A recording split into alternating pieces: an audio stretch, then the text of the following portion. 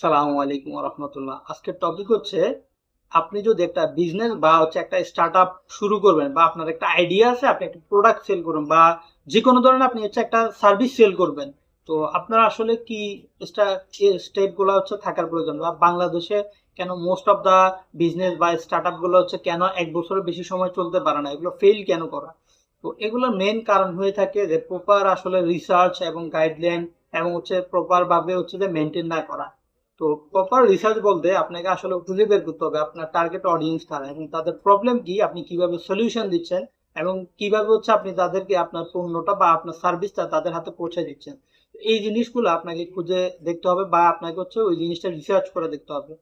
বাংলাদেশে most of the কেসে যারা স্টার্ট আপ শুরু করেন তারা আসে হচ্ছে যে, অনেক স্টার্ট আপই হচ্ছে যে আমাদের কাছে আসে বলে যে ভাই আপনি হচ্ছে যে এটা আমার হচ্ছে এরকম হচ্ছে একটা ওয়েবসাইট লাগবে, আপনি হচ্ছে এটা দেখেন, দেখি বলেন যে হচ্ছে যে কত লাগবে এবং কয়দিন সময় লাগবে। এটা আসলে কোনোভাবেই বলা সম্ভব না, বলেন।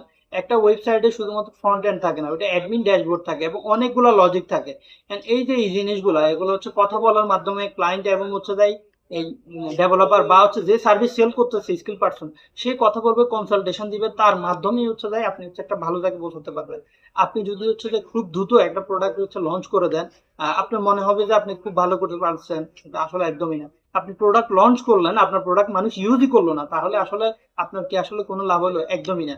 তো বাংলাদেশে most of the startup গুলো ফেল করে, এটার কারণ হচ্ছে খুব তাড়াহুড়ায় তারা হচ্ছে আইডিয়া গুলো ইমপ্লিমেন্ট করে এবং হচ্ছে প্রপার মার্কেট রিসার্চ না করা, প্রপার গাইডলাইন মেনে হচ্ছে যে আগায় না নিয়ে যাওয়া।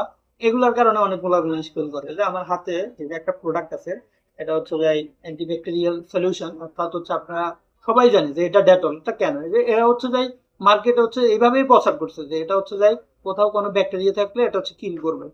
তো এই যে এই জিনিসটা একদিনে কিন্তু হচ্ছে যে মার্কেটে আসে না, এটা আইডিয়া হইছে, আইডিয়া থেকে এটা হচ্ছে যায় স্টেপের পরে হচ্ছে এটার বিভিন্ন কেমিক্যাল যে সলিউশন কিভাবে তৈরি করা হবে ওগুলা করছে, এরপরে এটার হচ্ছে টেস্টিং করছে, এরপরে এগুলো হিউম্যান ট্রায়াল করছে বা বিভিন্ন, এরপরে এটা মার্কেটে আসছে এবং সময়ের সাথে ইউজারের স্পেসিফিকেশন অনুসারে এটা কিন্তু বদলাইছে, যে গ্রাফিক্যাল ইউজার ইন্টারফেস গুলো চেঞ্জ হয়েছে এবং এটা শেপ গুলো চেঞ্জ হয়েছে। তো এটা বলার কারণ হচ্ছে আপনি শুধু একটা প্রোডাক্ট লঞ্চ করে দিলে আপনাকে হবে না, আপনাকে হচ্ছে যে প্রপার গাইডলাইন ফলো করে এবং হচ্ছে ভালো কনসালটেশন নিতে হবে, অনেক কিছু হিসাব করে তারপরে আপনাকে একটা হচ্ছে প্রোডাক্ট লঞ্চ করতে হবে।